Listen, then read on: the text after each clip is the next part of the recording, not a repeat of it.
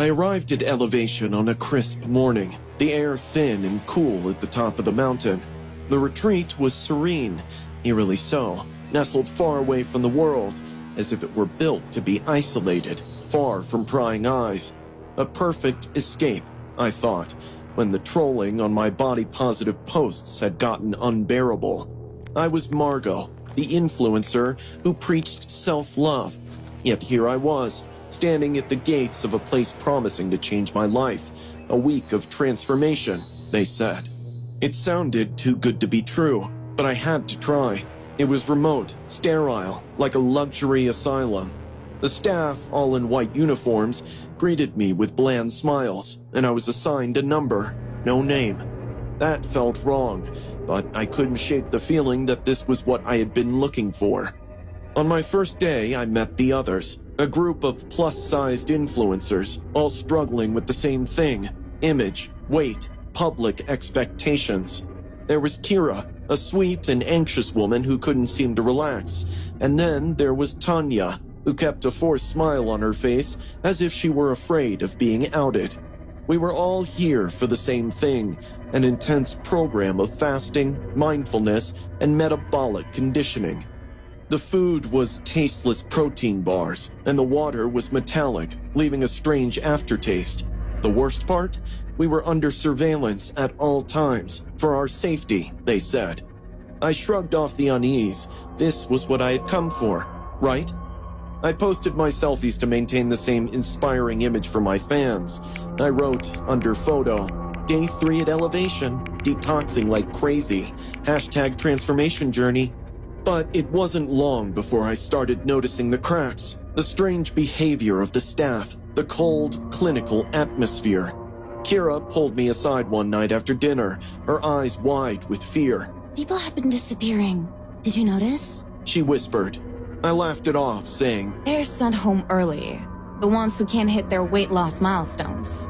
The next morning, I saw a woman crying during a weigh-in, her face twisted in despair. The following day, her room was scrubbed clean, as if she had never been there. The unease grew in my chest. The nights became worse.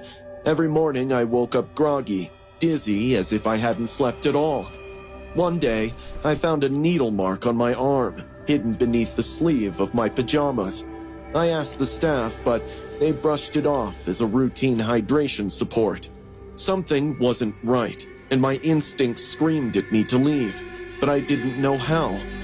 One night, during curfew, I hid in a cleaning closet, desperate for answers. I watched 2 staff members unload boxes labeled Protein Supply, Human Flavor. The logo matched the retreat's private brand of protein bars.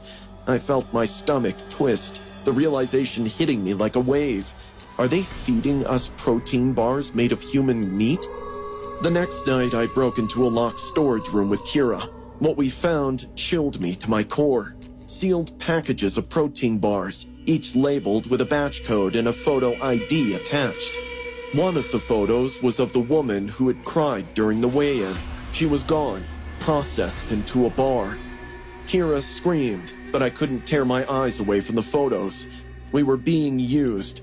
The ones who failed weren't really sent home. They were killed, rendered, processed into the very bars we were eating. Before we could escape, we were caught. Dr. Rains, the founder of Elevation, emerged from the shadows. He was gaunt, his body a stark contrast to the morbidly obese man he once was. His eyes gleamed with something twisted and sinister. "Fat is the disease," he said, his voice cold and calm. "You influencers spread it, but now you nourish change." He didn't need to say more. I knew what was coming next.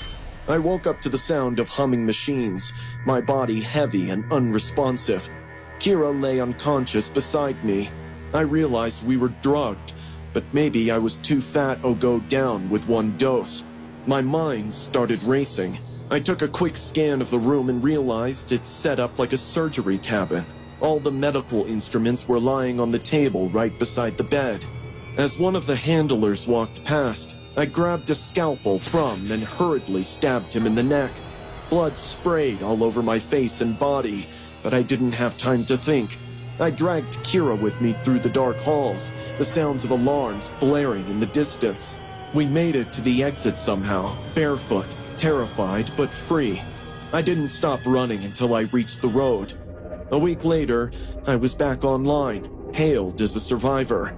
I couldn't talk about what had happened, not without risking my life. But the NDAs and mental trauma excuse worked perfectly. My follower count skyrocketed, and Elevation's protein bars flew off the shelves, selling out nationwide. But something was off, or maybe I'm just overthinking. I have always enjoyed Father's Day. It was the one day of the year where I could escape from the world with Dad, and we could just be. This year, Dad chose a camping site near the lake so we could go fishing. At 15, I complained, but I was pumped to go. When we got to the campsite, it was magnificent. Tall pine trees, a glassy lake, and that refreshing smell of nature. But we weren't alone. Close to our campsite was a set of 2 men who had set up camp. They didn't seem like the normal camping type. Grimy, loud, and were constantly looking in our direction. I saw Dad's jaw get tighter and tighter every time they would laugh too loud, or even if they overstayed their gaze and looked for a little too long. After a certain time, Dad got up and said, "Let's go find a better spot." I could feel the concern in his voice, so I didn't argue. We packed up and moved to a different spot. It was closer to the highway, so we could still hear the echoes of truck horns coming from a distance. I kind of hated the spot, as I wanted to go to a more secluded one. But now, when I think about that day, I realize Dad had good reasons to choose it. After the sun dipped below the giant trees, Dad and I roasted marshmallows while laughing at his terrible ghost stories. We were enjoying the moment as Dad went on to tell childhood memories of me. I was laughing a lot when suddenly my dad raised his hand and gestured me to stop. His eyes looked all alert. His smile disappeared in seconds. He whispered to me, "Naomi, I want you to hide under the car." I was stunned to hear such a bizarre request. I looked at him, confused, and asked, What? Why would I? My dad cut me off, saying, "No arguments, just do as I say." I got up and started walking to our car. It was parked under this big tree in darkness. I slid under the car and began hearing footsteps coming closer. A few minutes later, I saw 2 pairs of boots walking closer to my dad. I had no doubts it was those 2 freaks from earlier. I stayed quiet and watched.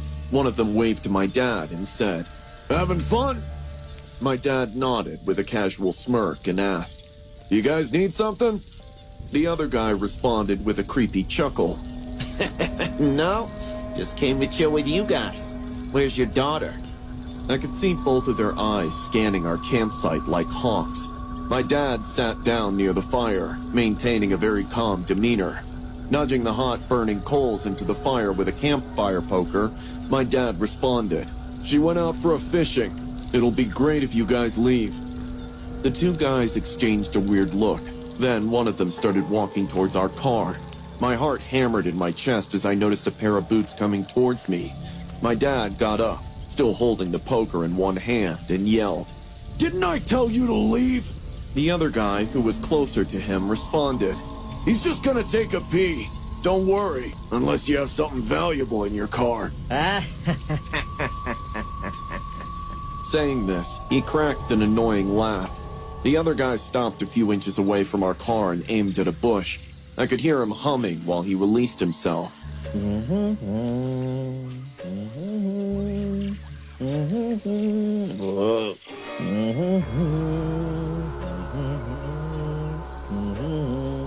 Deep down, I understood why Dad wanted me to hide under the car and not inside. The guy's probably checking the car right now, trying to figure out if I'm in it. I stayed calm, kept my breathing normal. Once done, he went back to my dad. Both of the jerks wished him good night and started walking away. I was smart enough to know that it'd be best to wait, then go back to my dad, because those freaks might keep an eye on us from far away. In the next 5 minutes, I watched my dad work in winks. He got all of our things except the tent. He didn't care for the tent. Loaded everything in our car, and as soon as he unlocked the car door, I hopped into the passenger seat. Dad made a call to the nearest police station and told them about two guys following us. We didn't go home from the campsite. We went straight to the police station. My dad was right. Those two jerks did follow us, only they didn't know my dad is way smarter than them. The moment their car came close to the police station, a cop car blocked their way. They were taken into custody for following us and stalking a minor. My dad didn't even flinch when the cops asked him if they were the guys from the campsite. He looked them in the eyes and said, "You're lucky I brought you to the cops instead of leaving your lifeless bodies buried in those woods." I try to be as fearless as my dad. And to all the campers and wilderness lover out there, always follow your instincts in the wild. Come on, the after parties are even more fun. When Hazel begged me to go with her, I couldn't say no. It's college, after all. The seniors poured shots like water. Some cute boys even flirted with me. The after party continued till 2 a.m. in the morning. Hazel wanted me to stay back, but I slept better in my own bed. Also, my dorm was just 2 blocks away. The weather was a little cold, and a thin layer of fog covered the streets in fragments. I was stumbling a little for obvious reasons, but not totally out. I knew I'd have to walk back, so I didn't go overboard with the booze. A big owl hooted from a nearby tree, letting me know that I'm not the only one in these empty streets. I told myself the night wasn't creepy, just quiet. That was until I rounded the block. Under the yellow glow of a flickering streetlight, I saw a woman. She was crouched low to the ground, her hands pressed on the concrete like she was mimicking a dog. At first glance, I thought she was just some homeless person scavenging for scraps, but her sudden, jerky movements felt like a calm before the storm. As I got closer, I slowed down. Something was off. A reeking odor was floating in the air.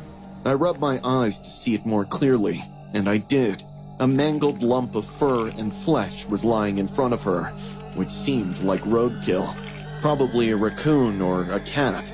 Hard to tell, really. She wasn't picking up trash. She was eating it. Tearing chunks of meat with her bony fingers and then shoving them into her mouth like she hadn't eaten for days. The wet slurping sounds hit me before the sight fully registered. Strings of meat hung from her lips as she chewed, lips glistening with blood. Her fingers dug into the carcass like claws. She was so busy with her feast that she didn't even see me. Now, I wasn't drunk anymore. All my blurry vision, stumbling body movement disappeared in a second. The best thing I can do right now is change sides and quietly walk as far as possible from this woman. So, I slowly crossed the road, my eyes fixed on her. In case she sees me and chases me, I'll start running. But luckily, she didn't. I took off my heels so I could walk as silently as possible. My eyes are still on her, my heart hammered in my chest. I'd never felt so scared before. It was like straight out of a horror movie. I was praying to God that she wouldn't notice me, but suddenly, an owl flew over my head from a nearby tree and I ended up screaming in shock.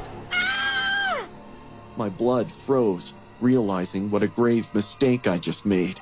I slowly looked at the streetlight where I saw her, and now she was looking at me, a chunk of flesh still hanging from her mouth as she shot her death stare. I started backing away without turning my eyes from her. She watched for a few seconds that felt like eternity, then slowly stood up. Her claw-like hands were dripping with blood. Her stringy hair made her appear even more scary. She tilted her head to her left, and then screamed. She screamed just like me, as if it were a taunt. I started running after that. My breathing got heavier, and the booze in my stomach was trying hard to stay in. I was panting and gasping for air, but I knew I couldn't stop. Not now. Not until I reached my dorm. I looked back and saw the woman had crossed the road already and was now sprinting at me. She was cackling like a coyote with her hands stretched at me. I didn't know why she was running like that, but I felt she wanted to eat my flesh as well. I ran and ran until I couldn't anymore. I fell on the ground, but again got up. I have never felt fear up so close. My body was on the verge of collapsing. I stumbled one last time on the ground and immediately turned back to see her inches away from me. I stopped and screamed. What do you want? she stopped as well. She looked me up and down, then laughed.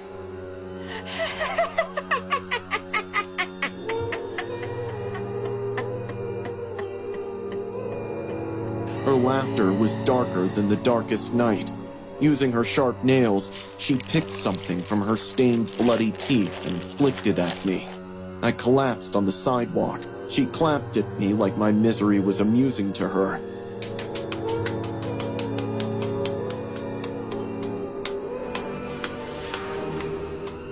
She then turned back and, hopping like a 9-year-old girl, disappeared into the night. I woke up with a high fever in my dorm. The memories of picking myself up from that sidewalk and walking back to my dorm will always be a blur to me. I'm just happy that I'm alive. I don't go out alone after dark till today. If I go to a party, I stay back if it gets too late. I would never want to meet that woman ever again.